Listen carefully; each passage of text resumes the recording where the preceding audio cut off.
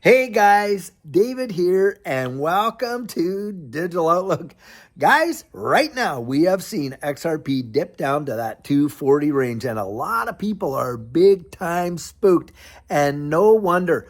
Articles are out right now talking about this is the highest amount of FUD that XRP has seen in a long time. And there are folks out there that are actually tracking this kind of FUD that's going on, and they are literally sowing it. I'm telling you, they're raining down the fear, the uncertainty, and doubt like crazy. Meanwhile, guys like Peter Brandt, a legendary trader, this guy has been around the block and he is no slouch. In fact, he had actually called a dip in the price of XRP. Well, guys, right now he is saying that the setup for XRP is probably one of the sweetest that he's seen. I've got that article right down in here. And this is the deal, guys. You cannot listen to the noise. You can't listen to the FUD. You can't listen to all the static. You have got to actually, when in doubt, zoom out, like I say.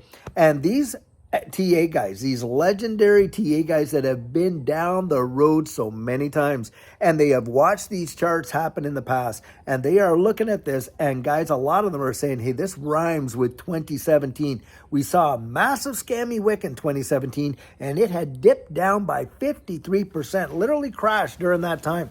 And a lot of FUD came out on XRP big time. And do you know, a lot of people just, it came back up and they capitulated their positions like, nope, I'm out. I'm taking my profit, my ball and bat. I'm going home. And they left the market just before the whole thing literally fired off and brought about one of the biggest bull markets for XRP. And by the way, during that 2017 bull run, one of the greatest percentage increases of any digital asset or asset in any market class happened right there.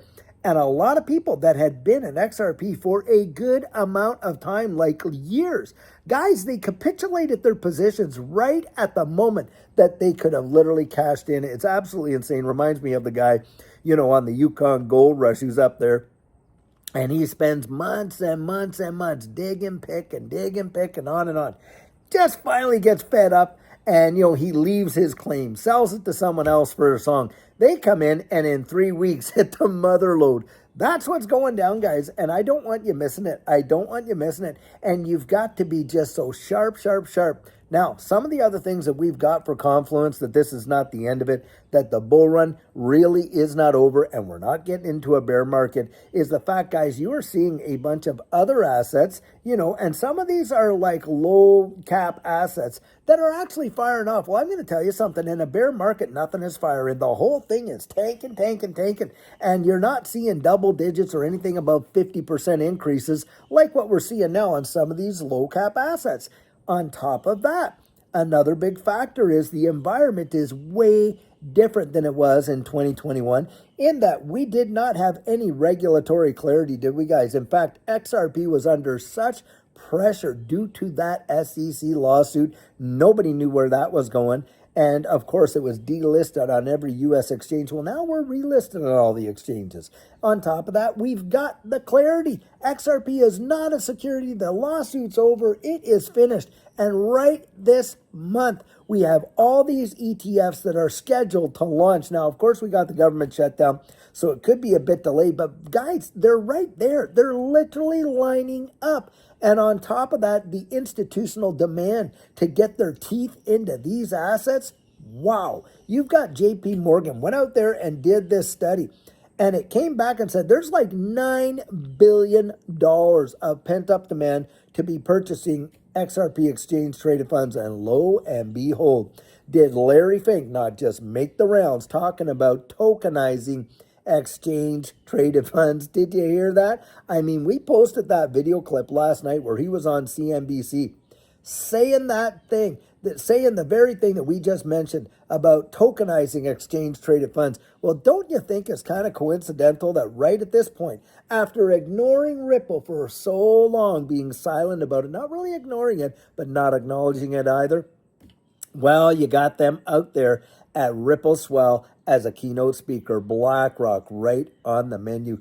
Guys, I don't think you can make this up. The setup for XRP is probably one of the best that I have seen and that most people will have seen in any market class right now. I mean, a suppressed price, probably one of the most underappreciated assets in any market class right now, considering the bullish sentiment, not just sentiment in the institutional players, but the setup, guys, the ETFs, the regulatory clarity, the fact that institutions are literally getting lined up to use it. And it would not surprise me very much at all if you see a BlackRock ETF coming out for XRP shortly after these ones get approved. And guys, I think between now and the end of the year, big time deals are going to take place.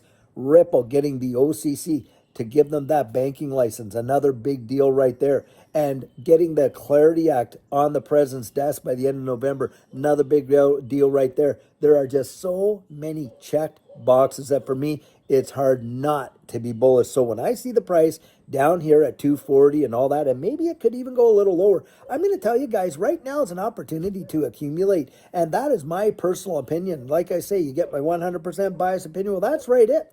I look at these low prices right now as opportunities to accumulate, because how many of you were crying out there when XRP was over $3 saying, oh my gosh, I missed it. I should have got more when the price is lower. Well, now that it is lower, of course, they got you feeling all the fear, all the uncertainty and all the doubt. And so you're hesitating on taking that position. And I'm going to tell you this is when Judy and I accumulated in the dips, because when it did take off, it happened like that, guys. It happened so fast. In fact, if you, and I encourage people to do this, I encourage them in coaching to do it.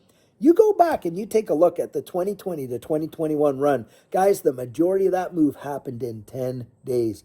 Boom, just like that. 10 days. Did you hear that? Oh, there was a lot of time it was tinkering along. But when it finally, bang, fired off and went really high, it was up there and it started to come in 10 days. And guys, we are just winding up. I was listening to Coins Kid today, this morning, and he's talking, we haven't even yet seen that final fifth wave in, the Elliott wave theory for this current bull cycle. And guys, we have not gotten anything close to what an all season would look like. Not in my estimation, that's for sure.